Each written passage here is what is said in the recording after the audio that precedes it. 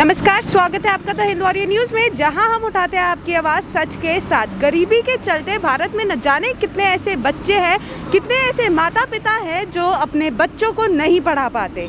अब ऐसे में इसी सोच को, इसी रीत को बदलने के लिए, इसी सिस्टम को बदलने के लिए गुरुग्राम में एक ऐसे व्यक्ति हैं जिन्होंने प्रधानमंत्री के चुनाव लड़े हैं, एमएलए के चुनाव लड़े हैं। और लोगों का जैसे कहना है, जब एक चाय बेचने वाला प्रधानमंत्री बन सकता है, तो यहाँ पर एक ऐसे व्यक्ति हमारे साथ आज मौजूद है जिनके हौसले इतने बुलंद हैं, जो कि एक बार प्रधानमंत्री के चुनाव लड़ चुके हैं और एक बार फिर से तैयारी कर रहे हैं। आज हम आपको मिलाएंगे सेक्टर 15 गुरुग्राम में स्थित एक पाव भाजी रेडी के ओनर से, जो कि इस समय एक मिसाल कायम कर रहे हैं।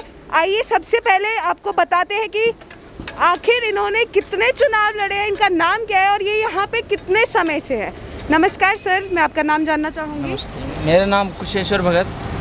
नमस्कार, मैं यहाँ पे 96-97 से हूँ और यहाँ सारा समस्या देखते हुए मैंने अपना इलेक्शन से ही सारा सिस्टम शुरू होगा तो हमने 2004 में कोशिश किया। रिवाड़ी था उस टाइम, महेंद्रगढ़ सीट था तो नहीं हो पाया था नॉमिनेशन। फिर हमने संघर्ष करते रहा। 2009 में मुझे चांस मिल गया जब गुड़गांव लोकसभा सीट बन गया। अब देश का जो वो माहौल मैंने देखा, जो गरीब आदमी बच्चों को पढ़ा नहीं सकता, और उस माहौल में मैंने इतनी झेला हूँ जो कि पूछो मत, कि इलेक्शन का ही मुद्दा एक था जो कि मैं देश का, मेरे बोलने से पूरे देश का फ़ायदा हो सकता है। तो हमने इलेक्शन का मुद्दा उठाया और 2009 में निर्दलीय इलेक्शन लड़ा।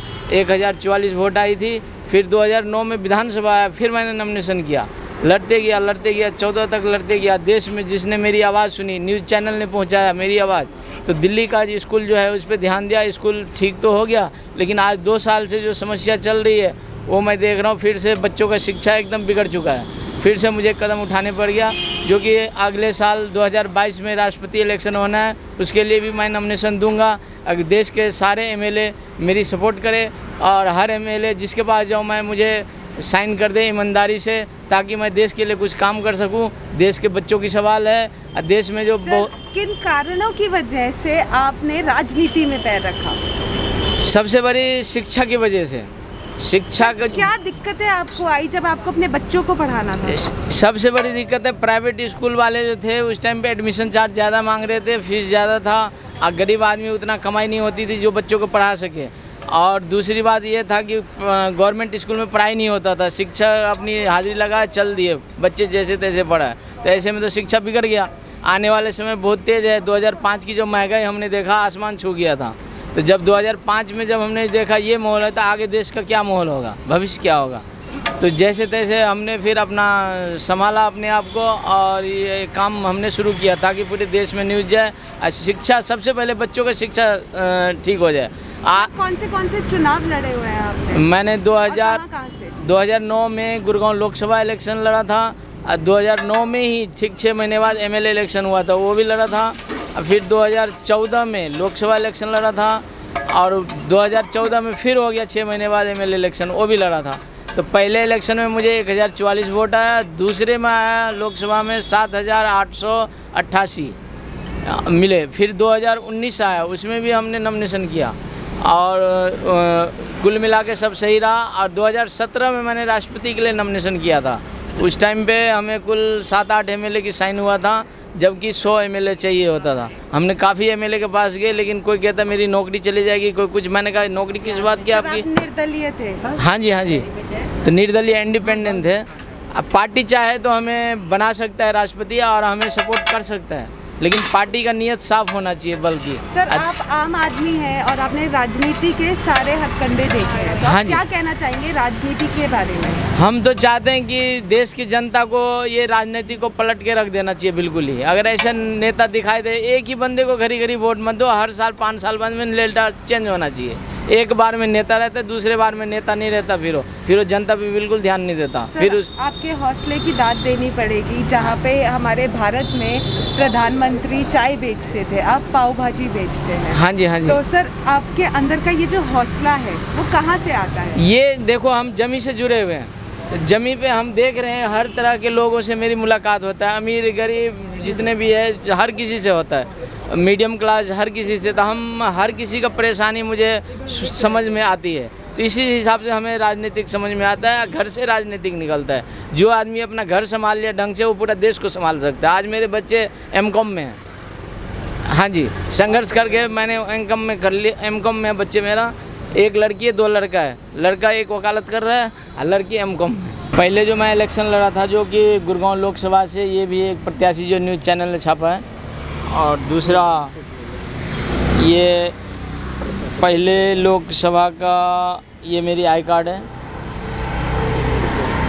और दूसरा 2014 का ये लोकसभा का आई कार्ड है।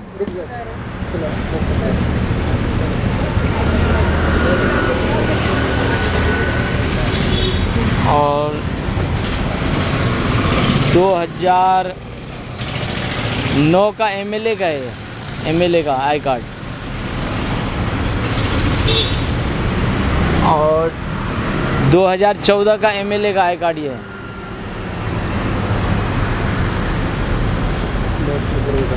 हाँ जी, हाँ जी, बादशाहपुर। और ये गुड़गांव लोकसभा का 2019 का है।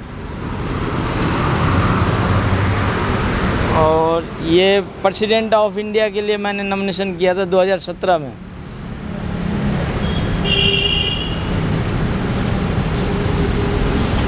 और बाकी और ये इन साल भर से जो चालान काटने का काम, गरीब आदमी को जो परेशान किए, तो हमने ये न्यूज़ में डलवाया, तब से चालान काटना बहुत कम हो गया, बहुत ही कम हल हो गया शहर में। नहीं तो बहुत गरीब आदमी को, जिसकी रोजी रोटी नहीं है, कमाने का जरिया, उसका चालान काट देते थे। जबकि इतनी बड़ी इशू नहीं है जितना बड़ा है। मार्क्स लगाओ, लेकिन जहाँ आपको लगे हमें ख़राब लग रहा है, शुरुआत से ही गरीबों के हक के लिए लड़ते। हाँ जी, हाँ जी, हाँ जी, हाँ जी। ताकि अमीर तो घर में रहते, गरीब ही रोड पे है, जिसको मजबूरी वही तो रोड पे जाएगा। तो इसी के चक्कर में हम हमेशा आवाज़ उठाते हैं। देश में गरीब ही तो हर काम करते हैं। आज बड़े बड़े बिल्डिंग गरीब ने बनाया, हर काम गरीब करते हैं। गरीब उतना बीमार नहीं जितना अमीर पड़ते हैं। मेरा नाम मनोज है, मैं इस टाइम लॉ कर रहा हूँ और बीए मेरी हो चुकी है। अब लॉ में मैंने एडमिशन लिया है जस्ट। सर, आपके पिताश्री ने इतने सारे चुनाव लड़े हैं और कहीं ना कहीं आप लोगों की शिक्षा को देखते हुए ही, आप लोगों की शिक्षा के लिए लड़ते हुए ही उन्होंने राजनीति में पैर रखा था। जी। तो आप क्या कहना चाहेंगे अपने पिता के इस संघर्ष के बारे में सर? मैम, हमने तो अपने पापा का संघर्ष आज से नहीं 30 साल से देखा है। और ये लगा लो कि बहुत मेहनत की है। जितने कस्टमर आते हैं वो भी कहते हैं भाई आपके जो पापा है ना, वो इतनी मेहनती है, उन्होंने बचपन से ही मेहनत की है, वो आज से ऐसे नहीं बने। 12 साल की उम्र से ही उन्होंने घर छोड़ दिया था। तो हिसाब से लगा लो आप कितनी मेहनत की होगी। और जो पापा के बारे में जब भी कोई बताता है ना, और हम सुनते हैं चुनाव लड़ा है, और हमारे बारे में जब न्यूज़ आती है, हमें खुद प्राउड में फील होता है। और इतना प्राउड होता है ना कि मैं बता नहीं सकता। कि पाव भाजी वाला जब चुनाव लड़ता है ना, कोई अमीर आदमी चुनाव लड़ता है तो चलो वो एक बात होती है, चलो भाई लड़ लिया। लेकिन पाव भाजी वाला एक चुनाव लड़ता है तो बहुत ही एक आम बात हो जाती है। आम बात नहीं, एक स्पेशल बात हो जाती है। बिल्कुल सर। सर, अगर हम ये पाव भाजी के ठेले की भी बात करें तो कितने समय से आप यहाँ पे लगा रहे हैं? मैम 1993 से लगा रहे हैं मेरे फादर। यहीं पे गुड़गांव सेक्टर 15? गुड़गांव में लगा रहे हैं, हाँ, सेक्टर 15 में लगा रहे हैं। पहले सामने लगती थी, उसके बाद अब यहाँ से आ गए। सर, इस समय आपकी जो सिस्टर है, एक भाई है, उनकी शिक्षा के बारे में आप कुछ बताना चाहेंगे? मैम, मेरी जो सिस्टर है वो अभी एमकॉम क्रॉस कर चुकी है, फाइनल हो चुका है उनका। और मेरा जो भाई है बीए सेकंड ईयर में, अभी उसकी भी पढ़ाई चल रही है, वो भी जॉब कर रहा है, सिस्टर भी जॉब कर रही है, दोनों कर रहे हैं। सर, अब ऐसे में निर्दलीय पार्टी से आपके डैड लड़ते हैं, तो अब हाल ही में प्रधानमंत्री के भी चुनाव आने वाले हैं, तो उसके लिए भी ये खड़े हैं? मैम, बिल्कुल खड़े होंगे। पापा जो प्रधानमंत्री के चुनाव आएंगे तो एमपी के चुनाव में पापा ज़रूर खड़े होंगे। और हमारी तरफ से मैम पूरा सपोर्ट है, पापा को पूरा सपोर्ट है। मेरे जितने यार दोस्त हैं सब पापा को सपोर्ट करते हैं। और जितने भी मेरे फैमिली मेम्बर्स में जितने भी बड़े बड़े दूर के रिश्तेदार हैं, सब पापा को सपोर्ट करते हैं। सर, आप कुछ कहना चाहेंगे लोगों को? मैम, लोगों को तो मैं इतना ही कहना चाहूँगा कि आप आम जनता हो, आम जनता। और यही है कि आप लोगों में ही पावर है। जनता को आप उठा सकते हो, किसी आदमी को आप गिरा भी सकते हो। तो आप अगर जनता की सुनते हो, जनता की नहीं सुन पाते हैं, नेता की सुनते हो। अगर नेता की भी नहीं सुन पा रहे हो तो अपनी सुनो। वोट उसको दो जिस आपका अधिकार है वोट देने का, वोट उसको दो जो सही है।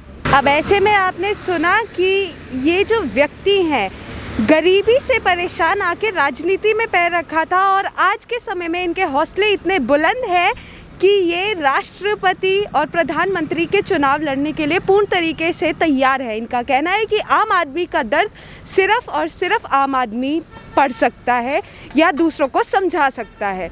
अब ऐसे में देखना ये होगा कि चुनाव के समय में क्या नतीजे निकलते हैं। लेकिन ये गुरुग्राम के लिए एक प्राइड की बात है कि हमारे बीच में एक ऐसे व्यक्ति मौजूद है जिनके हौसले और सपने इतने बड़े हैं। ये काफ़ी लोगों के लिए प्रेरणा भी है। धन्यवाद। मैं मानसवी शर्मा, कैमरामैन मनप्रीत के साथ, और ऐसी ही तेज़ खबरें सुनने के लिए हमारे साथ जुड़े रहे। हमारे चैनल को लाइक, सब्सक्राइब और शेयर ज़रूर करें, और इस खबर पे गुरुग्राम निवासियों के क्या विचार है हमें कमेंट करके ज़रूर बताएं। धन्यवाद।